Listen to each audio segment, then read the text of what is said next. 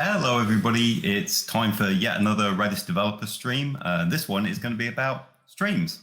You might actually have noticed this thing in my background before. What it is it's called a flip dot display, and they were used in buses in the 1990s. And basically, it's a whole load of the 84/7 electromagnets, and they have a very luminous side. So you see that with some of them here, and they have a dark side. And when it's not doing anything, it draws no power. And you can basically treat it like a big bitmap or an array and flip these things and show, destination signs was the use case on the bus. This one's probably done hundreds of thousands of miles on a bus. And normally they come with a proprietary controller. This one has been hacked about to work with that Raspberry Pi in the background there. And it's talking RS-485 through the dongle that you see sticking out of the Pi. So for today's stream, we're not going to use that. It's just a sign for this is a stream about streams, and I can come sit in the middle now. But in future, I'm hoping to use this to show off some data structures or hook it up to Redis or do something interesting and more dynamic with it so it changes in the background. It makes a really satisfying noise when it does change. But that's not what we're here for today. So today we're going to talk about Redis Streams, which is something that if you've watched my streams before, you've probably heard me talk about. We did one last week, how to get up and running with the Redis Streams course at Redis University, which is our RU 202 course. If you're interested in that, I'd recommend you check it out. It's a really good time to take it because these courses run for like a 6-week period during which you can complete them in your own time. And that 6-week period started this week. So if you were to go over to the university site at the URL below, and let's share my desktop and take a look at that. If you were to go over to the university site here, you can get information about this course. And also we can see here, it just started recently on July the 12th, ends on August the 25th. And it's self-paced, so you can do it in your own time. You could complete the whole lot in a day if you've got enough time, or a couple of weeks, or spend some time on it and come back later. As long as you finish it by August the 25th and answer all the exam questions, which are all multiple choice, you can earn a certificate, put it on your LinkedIn, and then you'll be certified with Redis Streams. And what we're going to do today is look at how to do a little bit of coding with Redis Streams and how to use it in a particular use case. And we're also going to look at some new features of RedisInsight. So RedisInsight is our desktop manager GUI for Redis. It allows you to view and interact with data in Redis and also look at the health of a Redis instance. So how much memory is it using, all that sort of stuff. Recently, the 2.0 version got enhanced to have some nice views for streams that update in real time. And we'll be looking at that in today's live stream. So if you have this already and you don't have the latest version, then I'd recommend to upgrade when it nags you to, or just go download a new version. It's completely free and it works with your Redis pretty much wherever you get Redis from. Talking of which, in order to work with this, we'll need a Redis instance. So we can get one for free in the cloud right here at redis.com/try-free.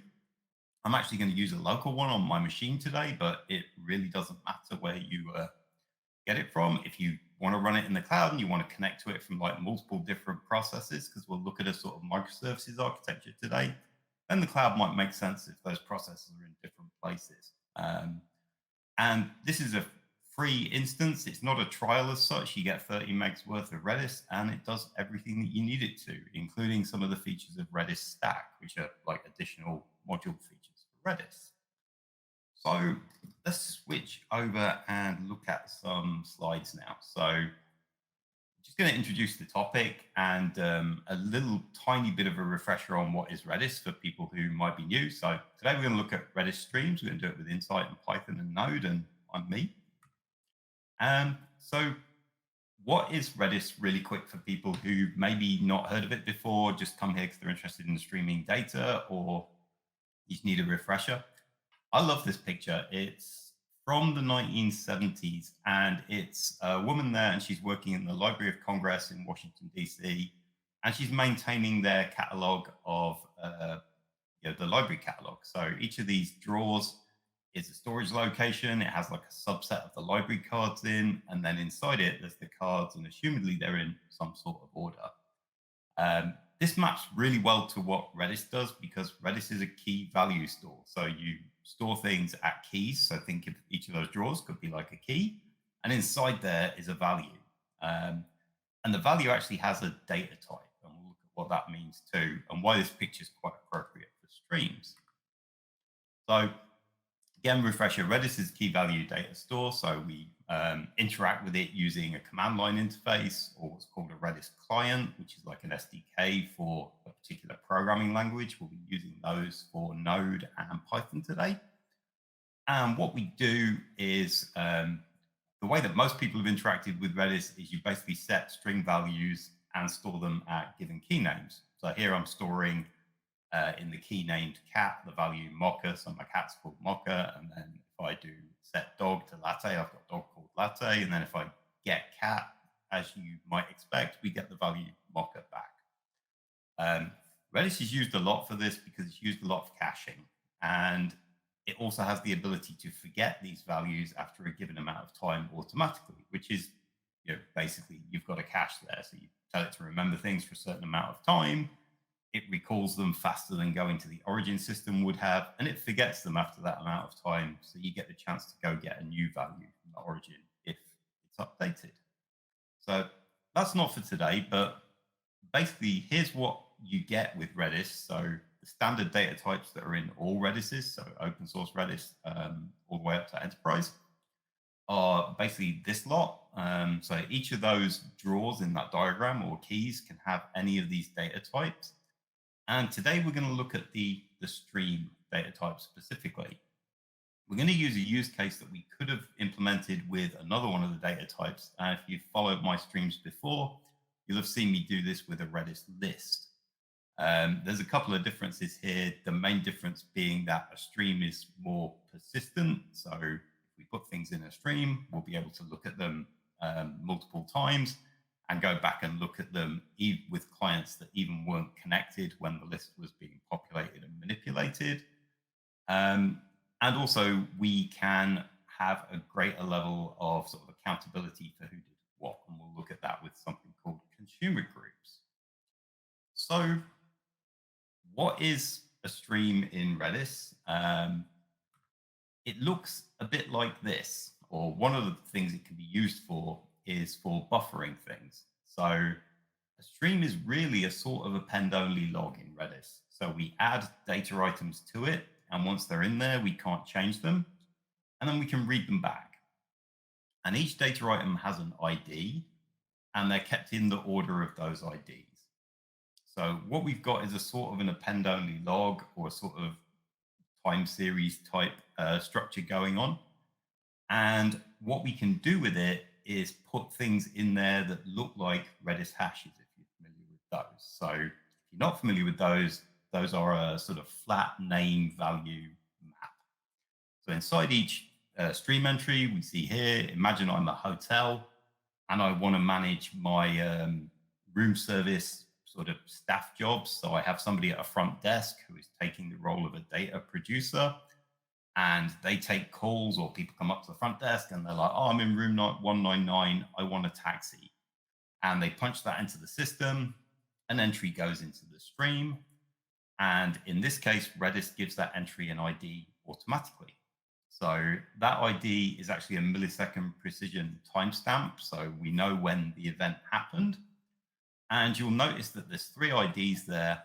The one in the middle has a -1 on the end of it, and the others have a -0. The reason for this is that Redis is fast enough to be able to ingest multiple new stream entries per millisecond. So if that collision happens, that number at the end will increment. So we ensure that we've always got a valid sequence of events. So at millisecond ending in 195, there were 2 jobs arrived, cleaning for 324 and extra towels for 238. What we see at the bottom is the name of the key. So this one key in Redis named jobs at the minute contains these 3 stream entries, each of which have their own IDs, which are the timestamps, and they have their own or their own data set inside there. Because Redis is a NoSQL sort of schemaless product, there is nothing requiring each entry to have the same room and job keys. It's kind of on your application to be able to understand what's in there. So I could put other keys in there, like I could put extra notes key in there with some extra notes, like we want the towels warm or something, or we want a taxi that can accommodate 6 people. And I could omit those fields from other entries, and it doesn't matter to Redis. It just treats whatever's put in that stream entry as data, and it's not concerned with validating it. So one of the ways we can use the stream here is to buffer work between things that act at different rates, and also to decouple them so that they don't talk directly to each other, and so we've got a more distributed, looser architecture. So the contract between the producer here, so our front desk people that create jobs, and the consumer, so our staff people that actually fulfill the jobs. So maybe the doorman gets the taxi, the cleaning staff do the cleaning, and there's a sort of busboy type staff that does the extra towels and fetching and carrying type jobs. They will be examples of consumers. So they will be taking these jobs and doing them. And they obviously work at different rates, and they're not directly connected to each other.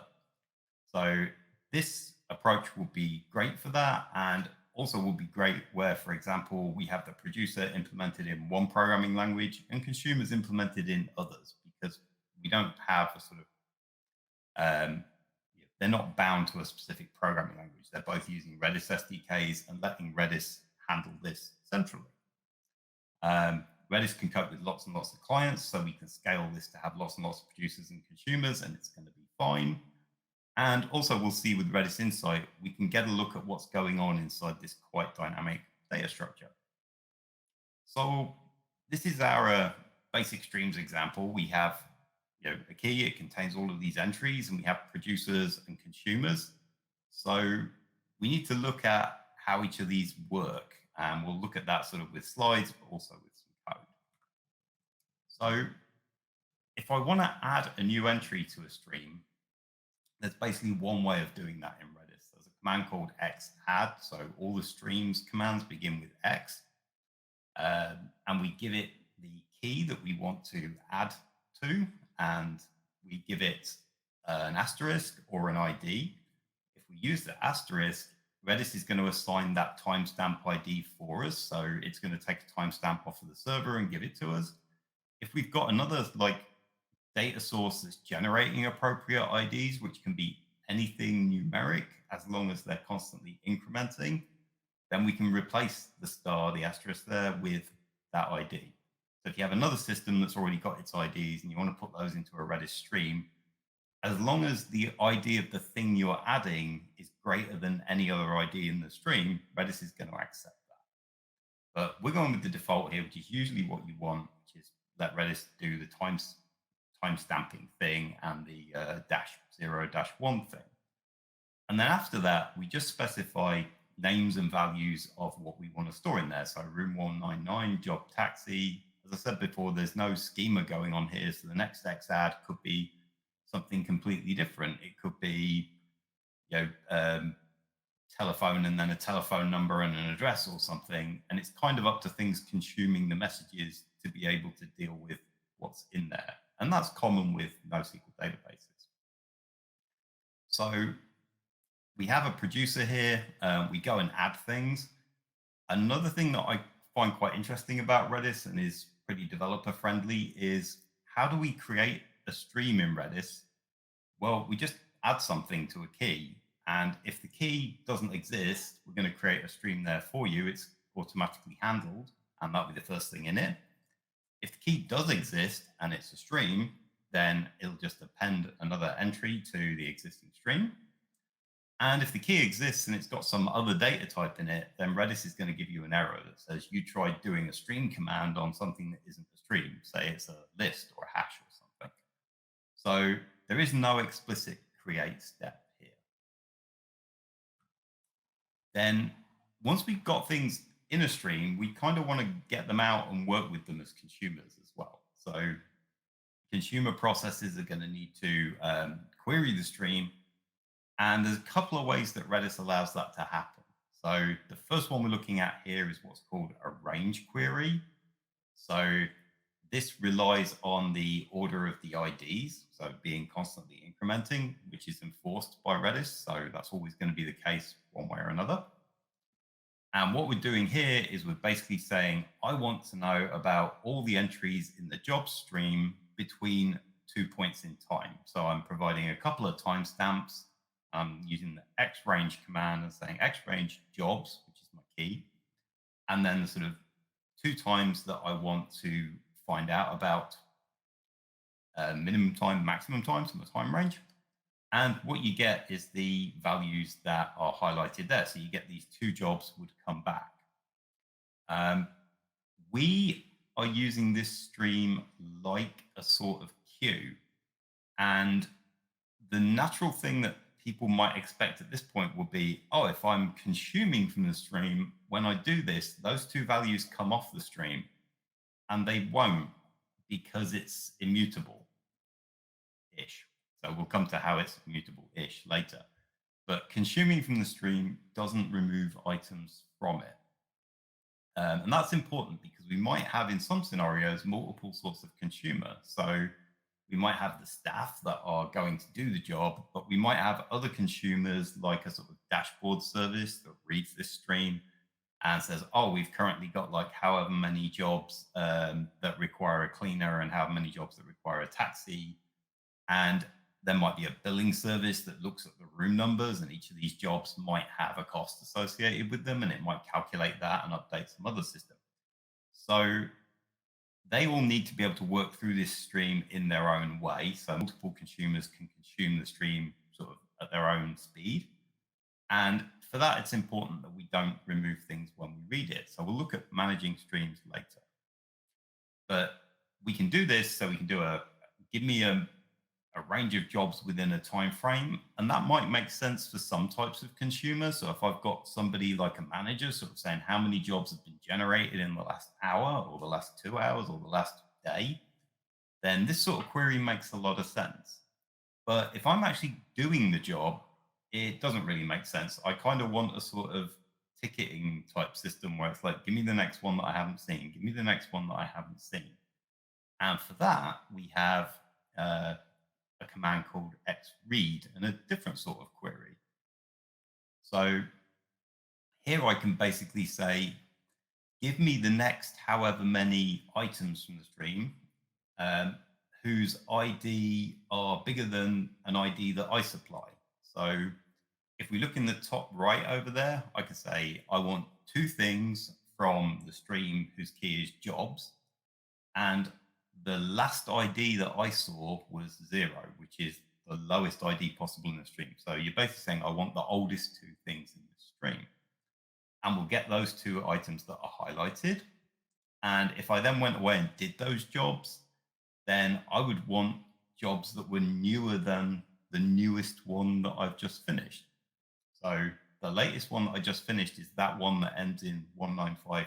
So what I then do is update my XREAD command, and I do XREAD count to streams jobs, and I give it that ID one that ends 195-1. And it's then going to start at that point and say, okay, what's the next 2 things in the stream? And we'll get those next 2 things. So with this, we can build a service that looks more like what we want for pulling jobs off of the stream and having people do them. So what I'm going to do now is swap away from the slides a minute, and we're going to actually have a look at some code that implements a couple of these scenarios. So let us quickly run through that. And over here, I've got a GitHub repo that if you want to clone this and follow along at home, we have the code for this. It's partly in Python, it's partly in Node, so you'll need both of those things. You'll also need Redis, but I've provided a Docker Compose file for that. So if you've got Docker, you can get Redis, or you can go ahead and sign up in the cloud and use that one. So I've already cloned this and set it up for interests of speed on this stream. What we're going to do is look at how a producer works in Python, how a consumer works in Python, and then we're going to look at a different sort of consumer with Node.js. So what we need to do now is, if I bring up my Redis Insight here, so I have Redis Insight installed, so GUI for Redis. You don't actually need it to do this, but it's going to be really helpful because it saves typing a lot of Redis commands to see what's going on in the stream, because it has these views that are auto-updating and will show us that automatically. So it makes life a lot easier.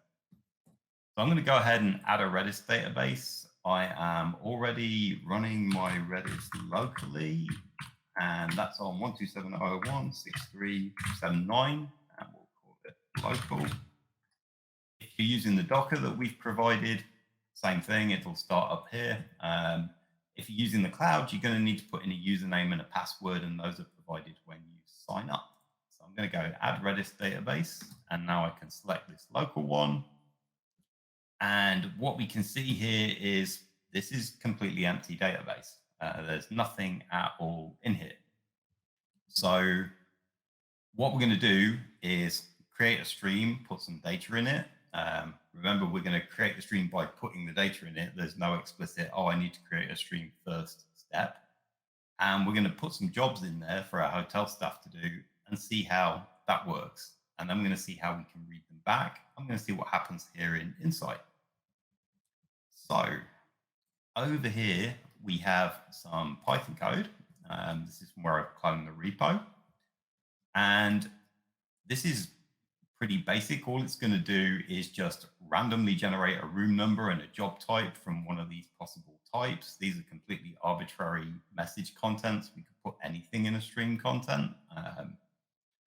And what we're going to do is just every now and then randomly generate one of these and put it into a stream. So I have my key for the stream. We're going to call the stream jobs, and that's how everything's going to basically talk to each other. They're going to talk through this stream key jobs in Redis. So it's the only way our producer will talk to our consumers. They won't have any knowledge of each other otherwise. All we need to do is establish a Redis client. So I'm using Redis Pi, which is the most common client for Redis in Python. And we just establish a new instance of that. It connects to Redis on the default localhost 6379, which is where we are. If you're somewhere else, you can pass it username, password, and all sorts of configuration parameters.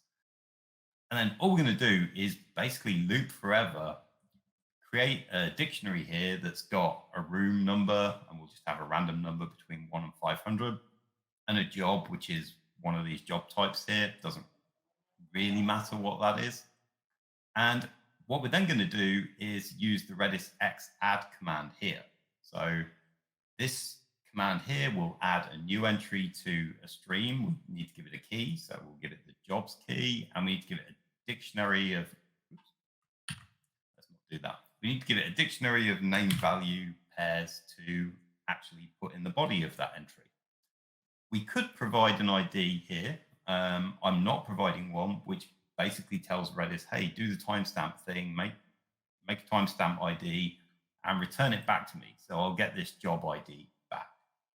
So all I'm then going to do is just print out the job ID and what I did. And then we'll sort of simulate jobs arriving at random times by just falling asleep for between 5 and 15 seconds. So this is our front desk person. They're creating the jobs. We could run multiple instances of this process, and it can create as many jobs as it wants. So well, while there are many consumers, you would imagine there's many staff doing the jobs. There could also be many front desks. So this could be hooked up to a website where people are self-serving, I need more towels to an app or something, or it could be something that the front desk person answers the phone and fills out the form, and the job gets generated. There can be many instances of the producer as well as the consumer. And basically Redis is acting as the buffer between the two of them using a stream. So this code here is basically going to do that. It's going to use XADD, create a new entry. What we've got over here is absolutely nothing.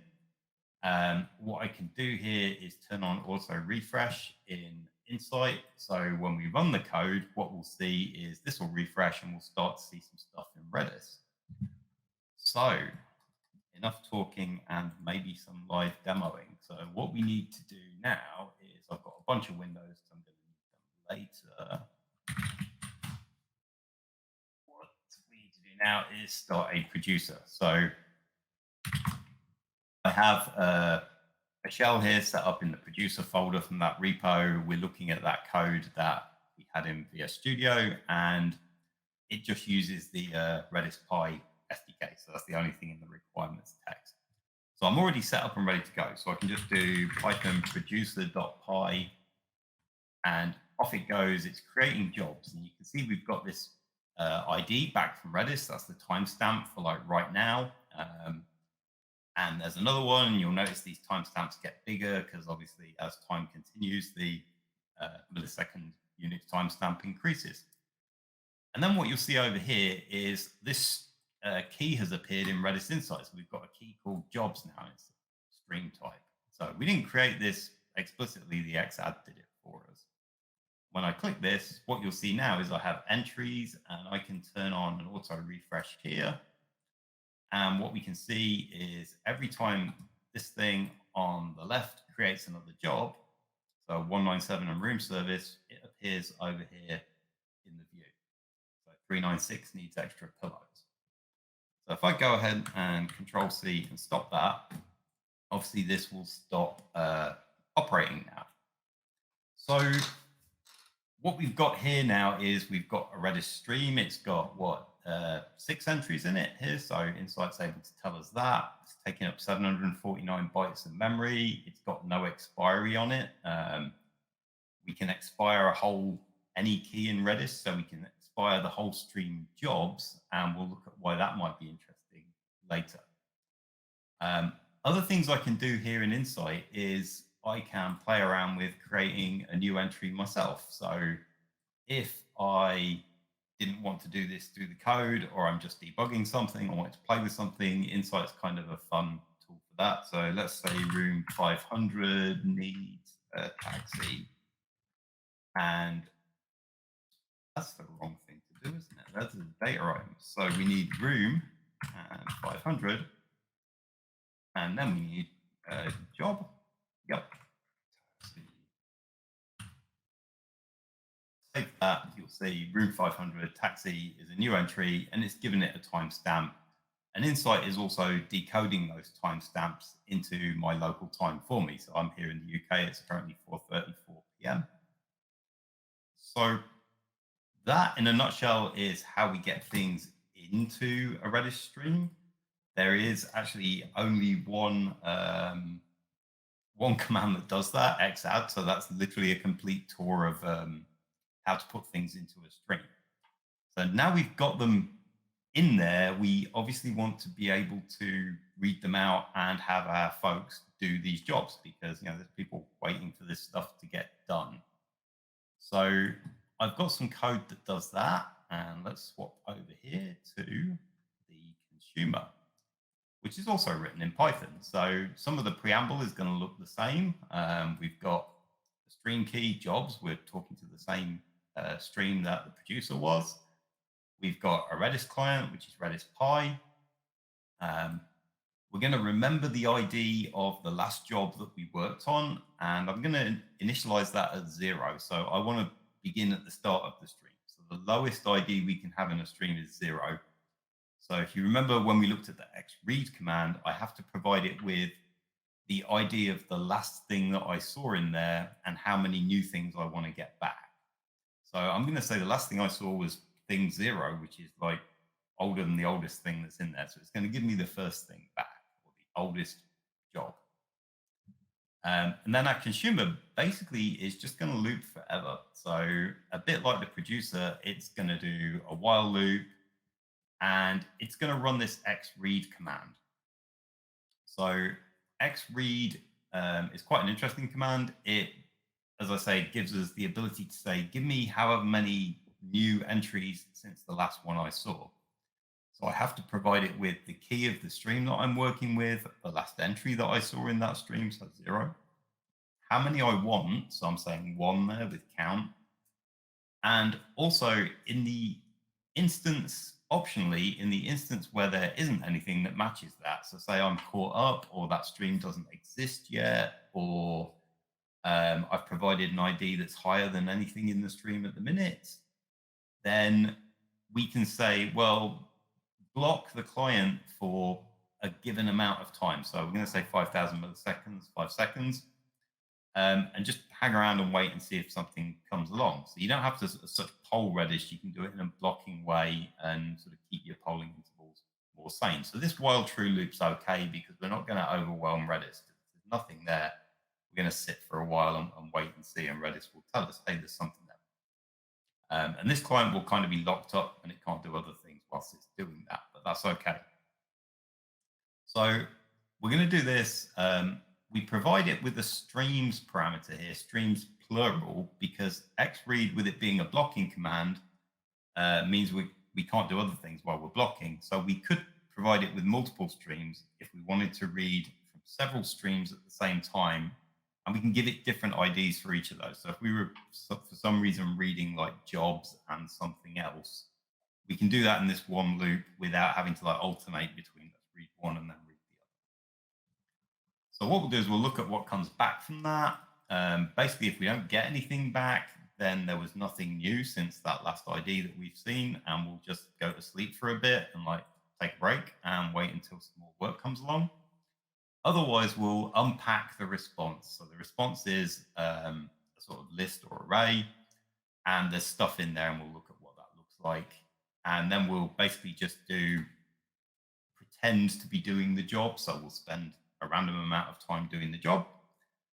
And then how do we get the next job rather than the same one back again? We're going to update this last job ID. So we're going to pick off the job ID of the one that we've just received, which is going to be a timestamp. We're going to use that as the last job ID. So that when I go back up here and do my XREAD again, it'll say, give me something that's newer than this thing that I had before. So we're going to start at 0, which is the beginning, and we're going to iterate through the whole stream. And what we're going to see as well is this won't change anything in the stream. So reading these does not pop them off the stream. This is not like if you've used Redis lists. It's not like using a command like brpop or something. Stream's going to be in the same state that it was before. Nothing's going to change inside. So if we go over here, I've got the consumer. I can do the same deal. It's got a single requirement, the Redis Py SDK. So I can do Python consumer.py. And what we'll see is it asks for a job greater than 0. It got given this one. It parsed out the information from that and performed it.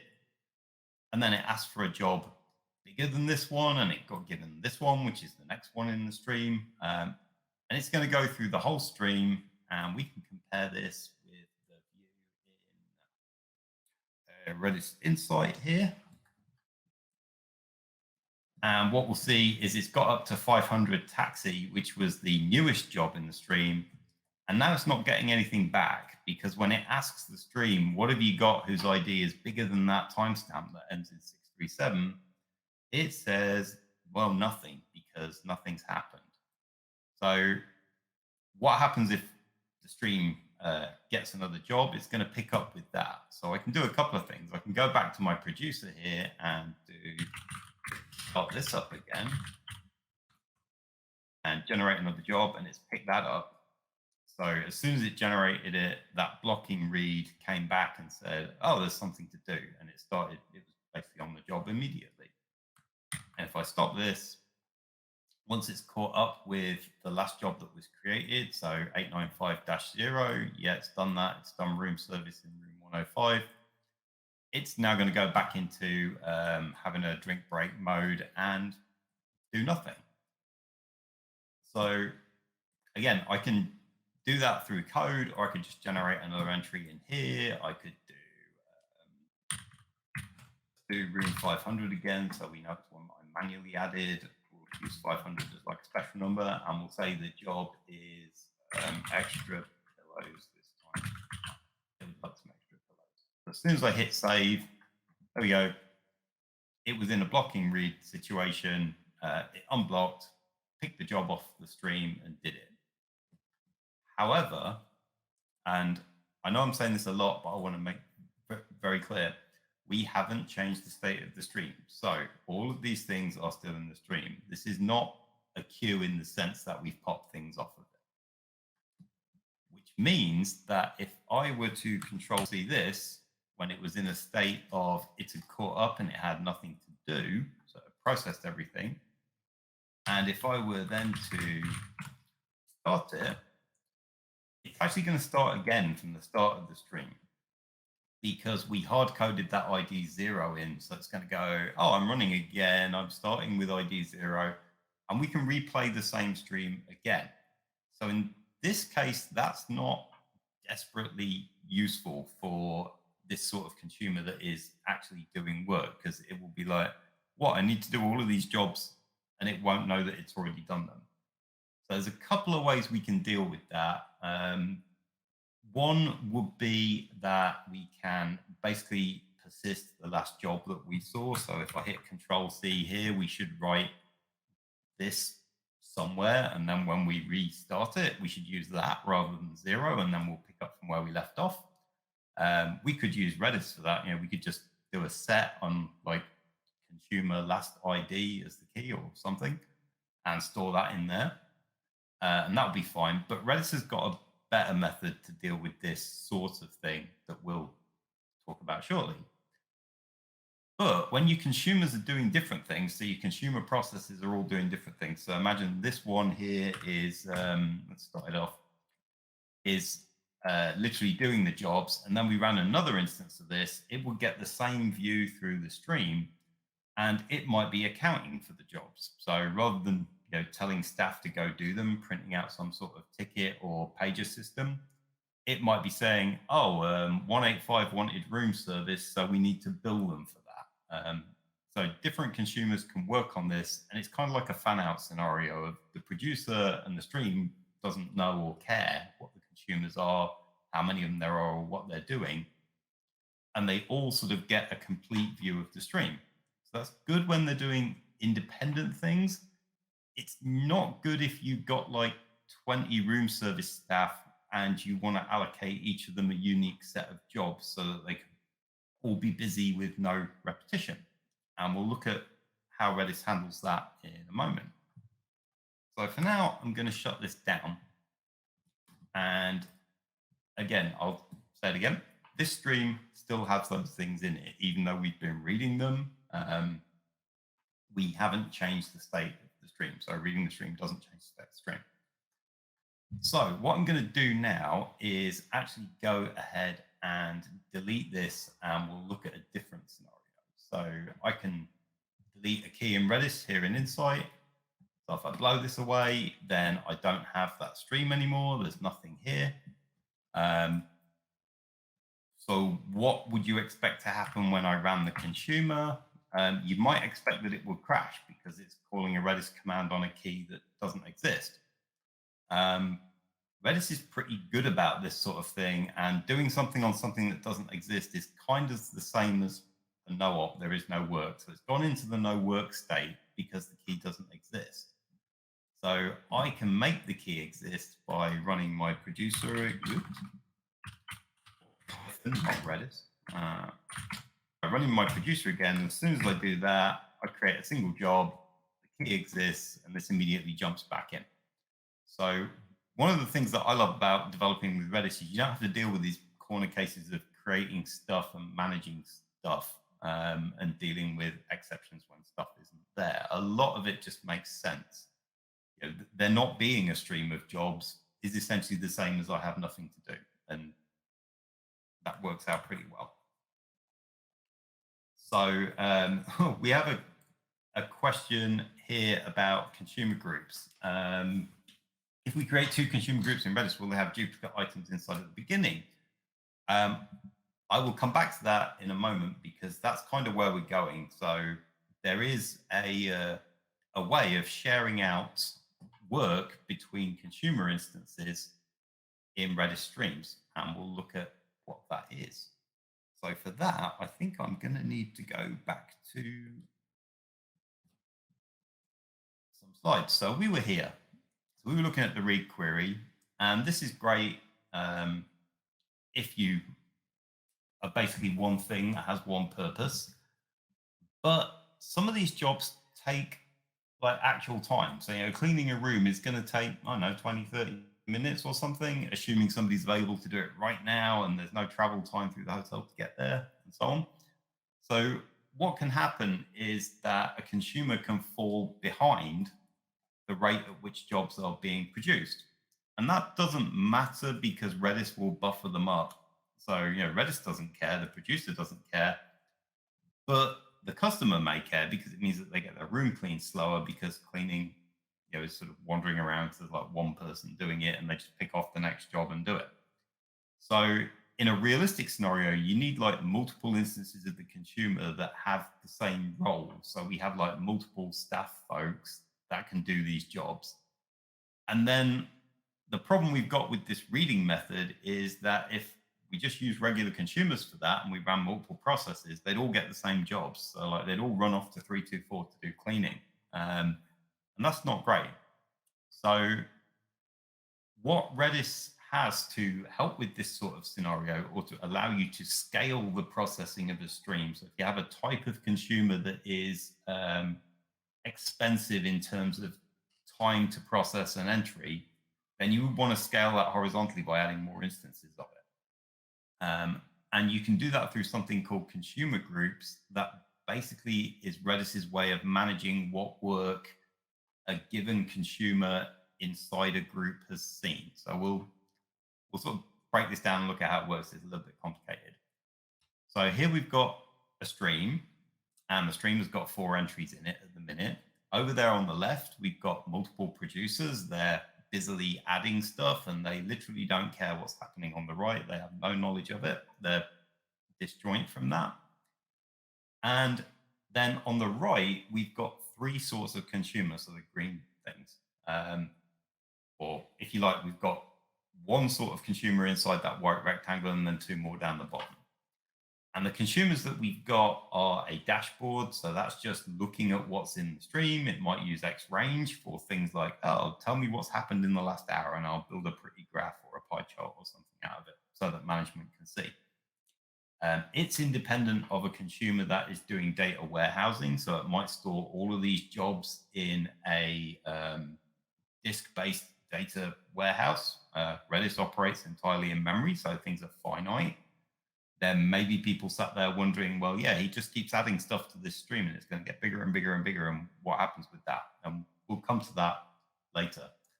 But at the end of the day, streams are kind of like a transient buffer. So you should be putting the data, if you want to keep it for a long term, and it's a like forever type stream of data, into something else as well. So we could have a consumer that just reads off of the stream, and that might use XREAD and just be like, oh, give me everything since the last thing I saw, and I'll go store it in somewhere else. And then we've got the staff that do the jobs. So they're a sort of consumer, and we need multiple instances of that. So, we're a decent sized hotel. We have like up to 500 rooms. So we need a load of staff that can manage these jobs, and we don't want to be allocating them all the same work. So a regular consumer doesn't work for that. So what Redis has is the concept of a consumer group. So we can have multiple instances of consumer process. They can all identify themselves as members of a given group. So we could call it staff or cleaning or housekeeping or whatever. And they can also identify themselves as given IDs. So you could say, I'm housekeeping Simon, and then we have housekeeping Maisie, and then we have housekeeping Leon, and so on. These are different people or different instances of the process. And Redis has a command called XREADGROUP that can be used in this case. And what it does is it allows us to write streams queries that essentially say, give me the next entry or the next job from this stream that has not been seen by anybody else in my group yet. So if I'm in the staff group, I can have like a way of saying, give me a job that nobody else on the staff has received. And that's how we're going to split jobs between staff members or instances of the same consumer. And Redis will keep a track of who it's assigned these to. And when I've done the job, I can use a command called XACK or XAcknowledge and say to Redis, I'm done processing that. The staff function, so some instance of the staff consumer, has successfully dealt with that message. And that's the happy path. And that's what we're going to show here today. But there's also sort of variants of the sad path. So if like staff 1 goes to clean a room and has a problem or can't understand the message or goes offline because they're not feeling well or something, then Redis has tools for tell me what messages have not been acknowledged as done, and we can shuffle them around and give them to another instance of that consumer group's consumer. So like a different staff member could go do it. That's a bit complicated to cover in a stream today, but it's all in the Redis Streams course. And Redis also, in this scenario, understands the concept of, say, a poison pill message, which is, imagine one of these messages in here didn't have room and job. It had like, I don't know, telephone number and address in there or something. And imagine our code was not very defensive in our consumer and it basically threw if room or job weren't there. Then what would happen is XACK's not getting called. And there's tools within Redis to see how many times something's been delivered to things and whether they got XACKed. And we can eventually use those to determine, oh, this message is killing our software. We should basically disregard it. And obviously we need to go fix the software. But we don't then end up with a message in the system that is just going to destroy all the consumer processes. And there's nothing we can do about it short of a software rollout. So there's tools for that. If you're interested in those, go look at the RU202 course, because that will be like a whole hour-long stream to cover. So the question that we had, I believe, was, can we have multiple consumer groups? So say we got staff and we got some other things, so like accounting maybe was a complicated process, and we have multiple instances of that.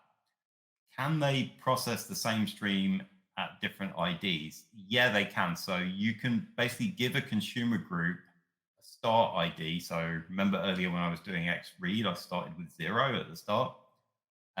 You could have one consumer group that starts at the start, and like if it's a new process and it needs to see all the history of every job, then it could do that. Or if it wants to start somewhere else, so if it's a new process that like it's a rule that came into enforcement today, you could give it the timestamp of like midnight today, and it would start with messages from today onwards. So the consumer groups are completely independent of each other. So you could call one staff and another one accounting. Members of staff would start reading the stream at one position, and members of accounting would start reading it at another, and Redis would manage that for you. Then within each of those consumer groups, Redis will manage which messages each consumer sees, such that the same job never gets done twice.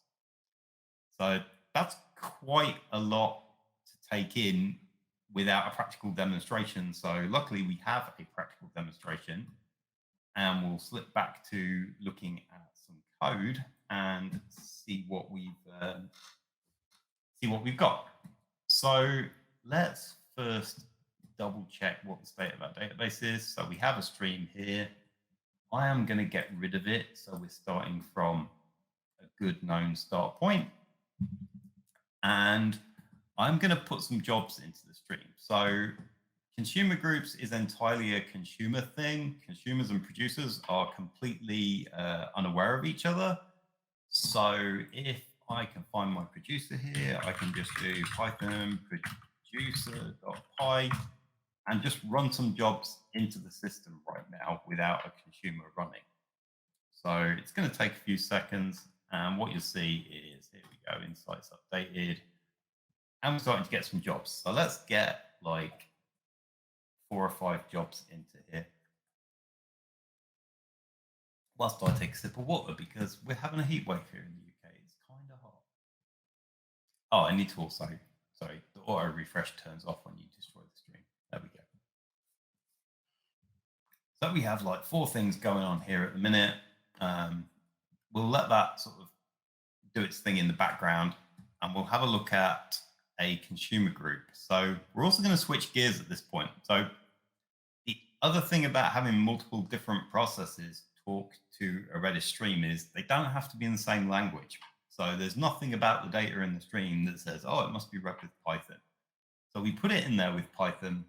We used our regular consumer with Python, but with our consumer group consumer, we're going to switch it up and do that in Node for no reason other than you can do it. We could have written the consumer and the producer in Node. We mix and match. It doesn't really matter. So if you're a Python person, don't worry, this will still be fairly easy to follow. If you're a Node person, hello, hope you kept up with the Python. But we're just swapping around. There's no technical reason for this. I just decided to. So we've got 9 entries here now. So let's let it do one more. And there we go. Let's stop it. Okay, so we've got a stream in a steady state now. We've got 10 jobs. Nobody's done any of the jobs, so they're all outstanding. And we need to figure out how we can have more than one staff member do the jobs without clashing with others. And for that, we're going to use consumer groups and XREAD groups. So let's make this a little bit wider. So we swapped over to Redis here, and I'm using the Node Redis client, which is what you get when you do npm install Redis. If you've used this in the past, it's recently had a huge upgrade, and it now supports TypeScript for code completion. It's got built-in promises, and it supports a lot of Redis modules functionality. One of the things that's improved greatly as well is Redis Streams, so we get a more object-based response than the old Node Redis, where it was all arrays. But either way, it's simple to work with, and we're using Node Redis 4, which is the latest version. So what I'm going to do here is I have to pass my process a parameter. So consumers in a group need to identify themselves both with the group that they belong to and some unique consumer name. So I'm just going to assume we're going to use like people's names. So I'll be consumer Simon, we'll have a consumer Leon, consumer Maisie, whomever, and that'll be our staff members. So each of these processes will be identified uniquely to Redis by its consumer group name and its consumer name within that group. So I'm just going to check that we actually passed in some sort of string to use as the consumer name because we need one. This is just boilerplate code that's going to go to sleep for a certain amount of time. It's a little bit complicated in Node because it's non-blocking, so we have to sort of cheat. But just take that as read that that's a function that will simulate doing work by just blocking Node for a few seconds. Now, similarly to the Python, we're going to operate on a stream key. We're still working with jobs because why not? It's where all the data is. And as I said, there's nothing about that data in there that says it has to be read back with Python or any specific language. We're going to have a consumer group name called staff. So I'm going to identify all instances of this process as a group staff. So Redis will operate in a way that some member of the group staff will see every message in the stream, but individual members of that group won't see all of them. They'll just see like the subset that they're given to process, and other members will see a different subset. And between those subsets, we'll have the entire stream. And that's how we're going to be able to scale to get jobs done faster. We just keep adding more staff, and Redis will spray out the messages accordingly whilst maintaining an idea of where the overall staff logical superconsumer has got to in the stream. So we're going to do that, and we're going to basically assign consumer name to whatever we passed in. Similar to Python, we have to create a Redis client, so connection to Redis, and connect to it in Node. And then this is where I'm going to take back something that I said earlier. So when I created the stream, or when I put something in the stream, I was like, yeah, you don't have to create things in Redis generally. And generally you don't. The majority of the time you do not have to create things before using them. Stream consumer groups are an exception to that. So you do have to create them before you're using them. So we're going to use a command called xgroup create, and we're going to pass it a stream key. So I want to create a consumer group in the key jobs. And I want to identify myself as, I want to call it staff. And then to the question that we had, can you start these groups in different places in a stream? Yeah, you can. So this is where we're doing this. So I'm setting this one off to start at 0, which is the start of the stream. But I could put in any timestamp here. So if this consumer group was only interested in like today's entries, we put in the timestamp for 1 second past midnight today or something like that. I'm saying I'm interested in everything since all time for whatever reason. And then what I'm going to do is this extra parameter here just basically says, if you need to create this stream as part of creating a stream consumer group, then do so. It's a little bit of a quirk of how it works, but there needs to be a stream there for a consumer group to be attached to. So it's going to create our consumer group. And what I'm going to do is try and do this all the time because I'm pretty lazy. And if it throws an exception, then I know that Redis is telling me it already exists. So if it threw an exception, like because I'm starting the second instance of this consumer group, then I don't need complicated logic to check if it's there beforehand. I'll just rely on any sort of throw means it exists and we're okay. Once we've done that, we aren't too different from what we had in the normal consumer. So we're going to go into a while loop and we're going to sit there forever. And we're going to use, we used XREAD before in the Python in the single consumer. Because now we're acting as part of this super logical consumer and Redis is managing that for us, I need to use XREADGROUP. And I need to tell it a few things. I need to tell it which consumer group I'm reading on behalf of and which consumer name I am identifying myself as. So I'm going to be Staff and Simon. And then like XREAD, XREADGROUP can take multiple streams with different start points. So I'm going to say, I'm going to pass it an array of streams, and here's the one that we're interested in. So we only really want that job stream. And I'm going to tell it what ID I'm interested in. So the is greater than ID is a special one for XREADGROUP. And it basically says, give me a message that nobody else in my consumer group has seen yet. And that's how we're going to scale horizontally. So I can run as many of these processes as I like, and there won't be any clashes because Redis will make sure that I get messages whose ID are greater than 0, which is my start point, and which nobody else has seen. And I don't need to manage that in the code here. So there's nothing in here that changes this ID every time through the loop like we have with the regular consumer where I have to remember the last ID and update it. We're only going to be saying, just give me something new, give me something new. So the burden of managing that has moved to Redis, and this consumer doesn't need to know that there's other instances of it or anything. And then like XREAD, we say, I want one message back, so just give me the next job. And if there aren't any for me, I'm going to hang out for 5,000 milliseconds, block for 5 seconds, and return if there is something immediately during that period, or if there isn't, it'll wait the 5,000 seconds and just return null. And once we've done that, like before, we're going to unpack the object that we get. So we get basically an array of messages per stream. And we're just going to print out that we're doing it. We're going to go to sleep for a random time. And then what's different from the regular consumer is we're going to tell Redis with the XADD command that we actually did this job. So we successfully completed it. Some member of this consumer group has completed it. So the commands that are in Redis that would allow us to say, hey, are there jobs that have been knocking around for a long time and no one's completed successfully? Let's give them to another consumer. That logic will get updated on the server with, oh, this one was done. So we don't need to ever worry about allocating it to someone else. And that's it. We're just going to sit in a loop. So this is fairly easy to develop for and reason about. So we're basically now acting as a group. Redis is managing the IDs for us. We don't need to worry about that. And we just do what we're told. The other thing that you might be wondering about is this command options thing in here. So this is a Node thing. It basically ensures that this runs on its own connection to Redis in the background in Node Redis, because otherwise Node will be blocked while we're doing the 5,000 milliseconds thing. So that's just a implementation detail for Node. So what we need to do now is run a couple of these consumers and see what happens.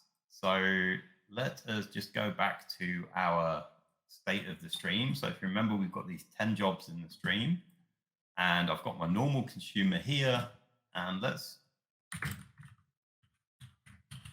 go over here and start a second instance of that consumer as well. So if I do Python consumer.py, Python consumer.py,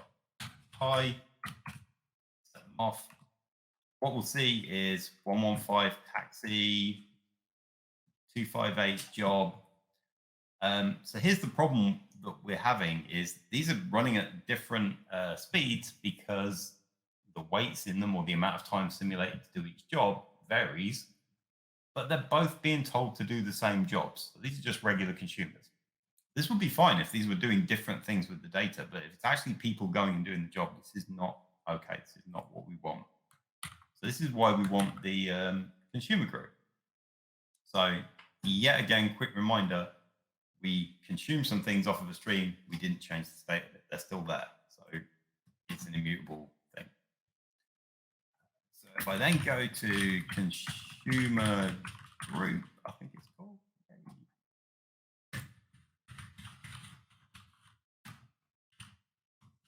And have a look at that. This is a node thing. So we've got consumer group.js. I said we needed to pass it in a consumer name. So if I now do npm run consumer group.js and call this one Simon, and if I do npm run, let's not do that. Node consumer group. I didn't set these up in the package file. And we'll call this one Molly. Let's fix this one.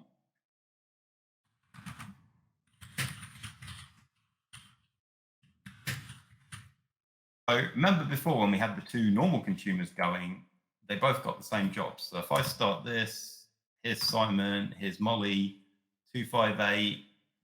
What's Simon up to? He's doing something in 115, 279.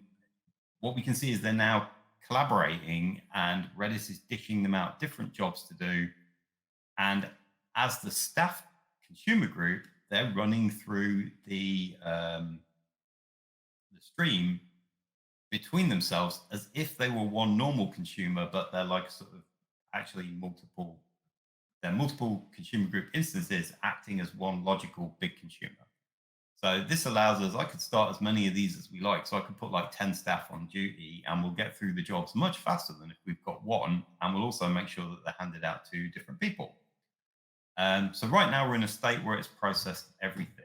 So again, these entries are still in the stream. They haven't changed. But what's different now is if we go over to this tab here, consumer groups in Insight, I can see that I have a consumer group named staff set up. It's got two consumers. It last did something at 4:57. Well, that was the ID of the last delivered message. So the last message it processed was at 4:57. And there's no outstanding work. So what that means is no member of the consumer group has read a message and not acknowledged it yet. So if we leave this view up here and make sure it's on auto refresh, which it is. And if we go back to, I'm going to have to find some terminals here. Let's find some more terminals. Here we go. Here's one that's not doing anything. Oops. Right, so I've got these two. And I've got one over here. So let's leave these two, the consumer groups, and stack them a bit better here, up and running. So these are two members of staff that are in the staff consumer group. And there's nothing to do at the minute. So we'll create some work by going into the producer folder and just quickly activating the Python virtual environment. And then we should be able to do Python producer.py. So what you should see when I start this is on the left, one or the other will start with the first job, and then we'll see how it goes because it'll just allocate them as it sees fit. So, okay, that one got the first job. Let's see if another job comes along.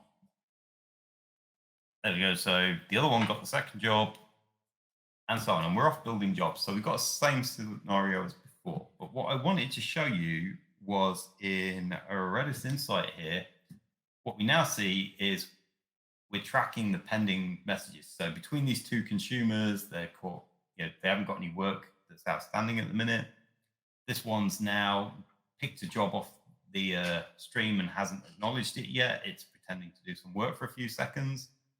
And we can, with the commands that are available in Redis, dig into this much deeper as well and ask about individual consumer group members as to what's their status, when was the last time they reported in, and all that stuff.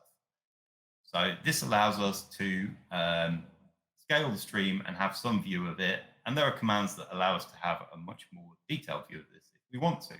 But this is what's new in the latest RedisInsight, is this consumer groups view here. So if you're working with streams and specifically consumer groups, definitely go get this. So I'm going to stop all of this. And there's kind of one,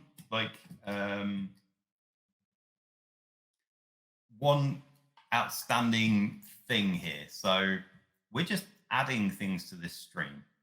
So as we keep going, we're adding things to the stream, and it's going to get bigger and bigger and bigger. And the thing with Redis is it's fast, and it's fast because it keeps a copy of the data set in memory. So you can persist the data set, but a copy of it also needs to fit in memory. And you normally scale that by sharding the database across different instances. But you have to have a specific, an individual key needs to live on an individual instance. That's a sort of unit of sharding is keys. So here we have a key with lots of things in it, and it's getting bigger and bigger and bigger. So over time, that's going to become a problem.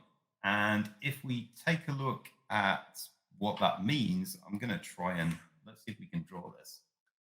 So if we take a look at what that means, is we will eventually have a data structure like this, where we put in each one of these is an entry. We've got loads and loads and loads and loads and loads and loads of entries. And we have producers putting things in and consumers reading things off in this case. And this will be at a given key. So we'll say this is our jobs key. And what we need to do is somehow manage the size of this stream. So when I said these streams immutable, that was true and sort of not true at the same time. It's immutable in the sense that if we put in A and B, some specific data in an entry, we can't change it. So once that entry is in there, we can't change that data. We can't add to it, update it. That's not how it works. But what we can do is we can do what's called trimming the stream.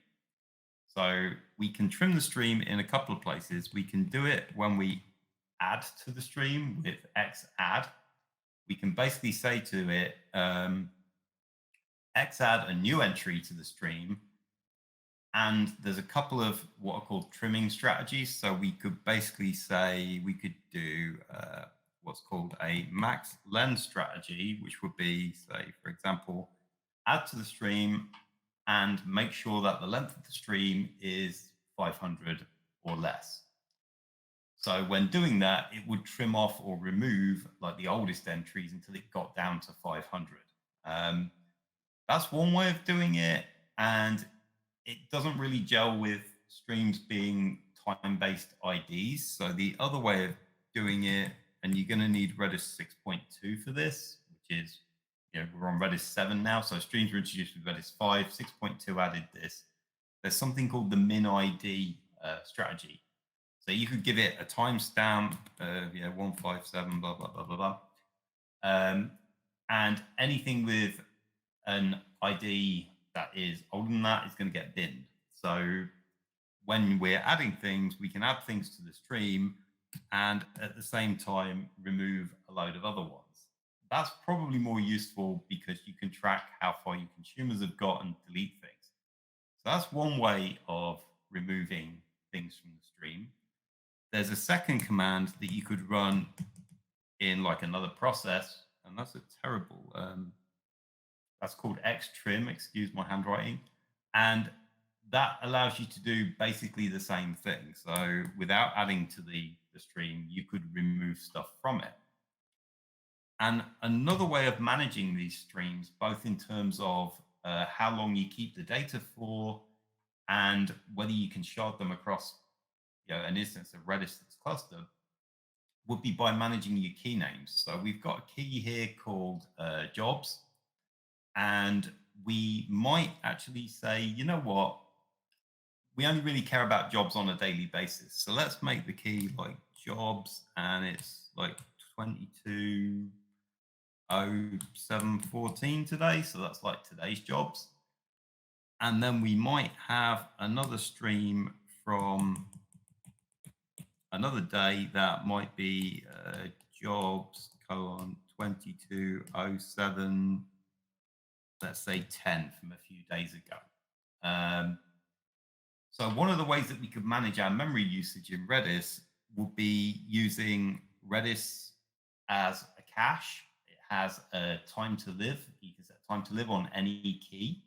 So while we can't set a time to live on an individual stream entry, we can set a time to live on the whole stream.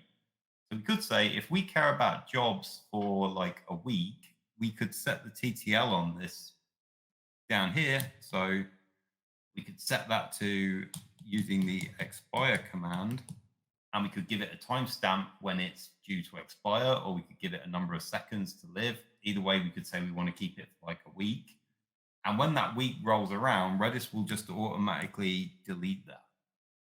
So in this strategy, we would need our application to understand the key naming strategy, because it needs to know to calculate this and say, oh, today is 220714. I should be writing and reading from that stream. And then our tidy up would be that we expire streams after a few days. And this is also covered in the course. So that was pretty much the materials I got. We got one question here, I think. So which key name pattern alternatives could be useful when working with consumer groups? I'm going to take that as meaning identifying your consumers. So I just picked some random names. You could use some sort of process ID, so you can map them to like actual processes running on actual machines. But really, Redis doesn't care too much. As long as you can identify them, it doesn't care. And it doesn't operate a sort of security mechanism. So if you're allowed to run these commands, so inside Redis 6, you can set up Redis users that can only run certain commands. But you can't enforce that, like, I'm not allowed to join this consumer group. I would need the security settings to run the right X commands. And I would then be able to join the consumer group, and Redis would start allocating things to me. So you could stop my Redis login user from being able to run those commands, or you could adjust your keys, because you can also limit people to sections of the key space. So you could be like, oh, Simon's in the list of people who's allowed to look at the jobs : whatever streams, but he's not in the list of people who's allowed to look in the HR : whatever streams. We got another question. Could I mention differences with other immutable data stores like Kafka? That's also a big topic. I'm actually going to sort of punt on that a little bit. And if you look at, it's topics, here we go, topic streams intro. I am going to punt that back to this URL here that I will put in the chat right now. And the reason I'm going to do that is because this was written by Salvatore, who wrote Redis Streams, and he sort of addresses that a little bit. So I would recommend reading that, because it's quite a large topic in its own thing. So really quickly, we got like just a couple other things. So that's consumer groups. That's kind of like a tour of Redis Streams. I've said before that all of the Redis Streams commands begin with X. I personally like to hope that that's because Ghostbusters don't cross the streams, but I don't know. I don't know what Salvatore's motivation for that was. But hopefully it's that, because there is a bit of sense of fun and whimsy with Redis, and I do enjoy that. The other thing is, if you choose to take this course, or you just undertake some coding project with Redis Streams or any Redis thing, you're not alone. We have a community and we staff that. And let's start up Discord and check it out. So it's in Discord and you can sign up for it. It's obviously free. And what we've got in here is channels for all of the courses. And let me just find the one I want to show, because we have a channel for showing off your projects. So self-promotion. Here we go. So this is the Redis Discord. You can come here and ask us any questions and talk about the courses, and it's monitored by staff and admins, including myself. And we have this channel self-promotion for come talk to us about your Redis project. So Elvis here, I actually found on Twitter, is doing a chat project with Redis Streams, which is a really good and interesting use of that. So if you're interested in what he's doing with that, then join the Discord and check it out. And also, if you've got something that you want to share with us, we would love to hear about it here. So that pretty much wraps today's stream. I'm going to go ahead and remove the desktop here. So thanks everybody for coming along. That was quite a long live stream, a bit longer than I thought, but hopefully we learned a few things about Redis Streams, and we can look at other things in the future. So I'm going to try and make this more of sort of weekly slot for me at some point, but you'll find that some of my colleagues, so Steve Lorello, Guy Royce, are streaming weekly on this Twitch channel. Some of those also go to YouTube, so we'd encourage you to follow us on there. And also we have a page on our developer relations site that you can see all of our activities. So if you want to see what we're up to, do that. Join us in Discord, because we put the events on there and it'll notify the server. And yeah, come tell us what you're doing with Redis. We would love to hear. And hopefully I'll have something that uses this sign at some point. We'll check that out. But that's it for today. Thank you very much, everybody. We'll see you next time.